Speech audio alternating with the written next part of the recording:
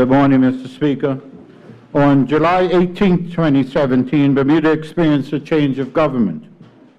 It was not unexpected, and so this may sound to you like an unnecessary statement. But in order for all of us to understand what this means in terms of impact, I must start at the beginning. The beginning, Mr. Speaker, is captured in the PLP's election platform. There, we identified those things we wanted to accomplish during our term in office. For example, we stated, your next PLP government will make government more efficient by undertaking a comprehensive review of the Public Service Commission legislation. Amendments to the Public Service Commission published just before Christmas 2016 changed the role of the Commission from an impartial appointing authority for senior civil servants to a politicized semi-executive body that will set performance goals for senior civil servants. Mr. Speaker, what does this have to do with the role of senior civil servants? The service has an important role in readying themselves for change whenever a general election takes place. Usually, the Secretary to the Cabinet prepares two dossiers explaining how they will accommodate each party's agenda. Such preparation would allow a new government, if there was a change, to be presented with a full outline of government's projects currently underway and of those still awaiting decision in each particular ministry. This would enable a new minister to determine how his or her ministry could accommodate the newly elected government's agenda. Mr. Speaker, as you well know, the relationship between ministers and staff is unique. Some would say peculiar. Ministers are not quite the same as private sector executives.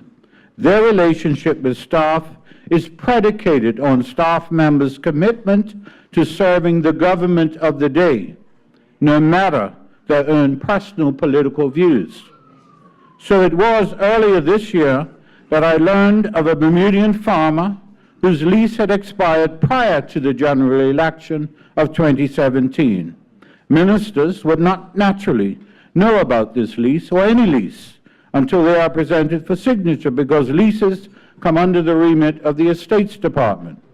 Mr. Speaker, the fact that the Bascom family were only told in May of this year that the lease had expired 17 months ago, and they were then given 6 months from June 1st, 2018 to leave, raises all sorts of questions. It would be appropriate for me to investigate why the Bascom family were not told much earlier that their lease would be up in 2017, and it would also be appropriate for me to find out why they were being given a date to relocate. Mr. Speaker, you will be quite familiar with the circumstances that have evolved over the last 2 weeks, so I'll simply cut to the chase and report on what is new. I met this past Monday morning with the two Bascom brothers to discuss firsthand the situation surrounding their expired lease and their wishes going forward. In that meeting, which was both cordial and instructive, we discussed the potential development of the Nine Beaches property next door and their farming plans for the future. We also discussed advances in farming technology to better manage the smell from cow manure, and I offered and they accepted to meet with specialist technical officers in the ministry who have some expertise in waste management and disposal. That introduction has already occurred, and a meeting is scheduled for this very afternoon. Mr. Speaker, I indicated to them that this government would not displace them or cause their business to close, and that I believed that there was a way forward that required discussion with my cabinet colleagues, and that I would be in further communication following, and we agreed to meet again. That discussion took place later on Monday, and I am pleased to report that government has taken the decision and instructed the Bermuda Land Development Company, who have oversight of the Nine Beaches property, to inform up front to any potential developer that the farm will not be moved, and its presence next door must be considered with any development. Mr. Speaker, Yesterday, I informed Mr. Bascom III that the notice to quit had been cancelled and arranged to meet next week to discuss the way forward. By the way, Mr. Speaker, the quotes attributed to the Bermuda Farmers Association is a very strange position for them to take when our position on local agriculture, as stated in the PLP's platform, was to lease the many acres of government arable land that are currently not being used in order to boost domestic food production, and to promote and develop community gardens that can assist in meeting the needs of the less fortunate in our community.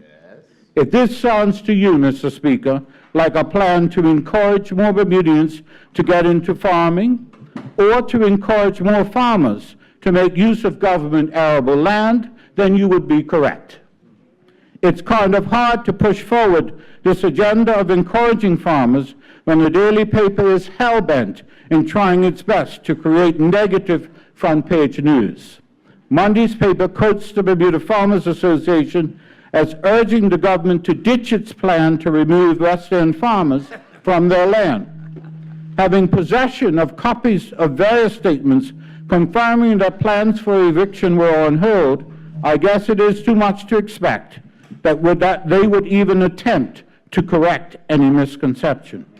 Not to worry, though, Mr. Speaker. Every day, an increasing number of Bermudians are joining me in total disdain and mistrust of most things they print.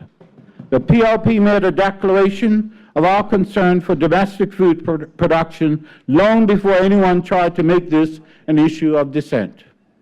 Mr. Speaker, like the Bascom family have done, the Bermuda Farmers Association are also welcome to come and meet with me so that we can talk face to face. Their statement that all government-owned farmlands had not been renewed, all government-owned farmland leases had not been renewed over the last 3 years was worthy of investigation. Mr. Speaker, I know that not to be the case, as I have signed several leases over the last year. During this time, I have also approved of 1/3 of the Greenwich farmland to be used by the Cedar Bridge Academy to teach farming to students, and the remaining 2/3 of that farmland to the Ministry of National Security for use in their gang intervention program. Government has 45 plots of arable land around the country. 13 appear to have expired leases, and 2 are in dispute over ownership. I have ordered a review of each of the 13 properties to determine the state of their leases. I also agree, Mr. Speaker, with the statement by Carlos Amaral, Chairman of the Board of Agriculture, that the problem with farmers' leases needed examination, although I wonder out loud, Mr. Speaker, why it has taken 5 years for anyone to say anything. Mr. Speaker, this government has an extensive track record and lifelong philosophy to care for the people of this country, and are always willing to find a solution to any problem. My advice, though, is don't try and communicate your message to us via any means other than directly to us. We will not be deterred in our quest to improve the lives of every Bermudian, and in spite of the constant chirping from the sidelines, we will pursue our agenda, resoundingly endorsed by a significant majority of the voters of this country on July 18th, 2017. Thank you, Mr. Speaker.